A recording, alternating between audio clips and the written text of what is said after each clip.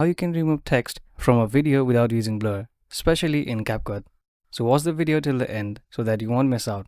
To get started, open your CapCut editor where you have the video with text you want to remove. For example, the name of the channel displayed at the top. Now, take a screenshot of the frame with the text and then crop out any unnecessary parts. Again, head over to the App Store, download Snap Edit and open it once installed. To remove the text in Snap Edit, select the Remove Object option, upload the cropped screenshot and use a brush to highlight and remove the text. Repeat this process if needed until the text is completely erased. Save the edited image. Now go back to CapCut, tap on Overlay and add the edited image over the original video.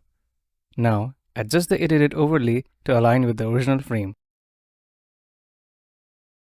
Use the mask option at the bottom of the screen.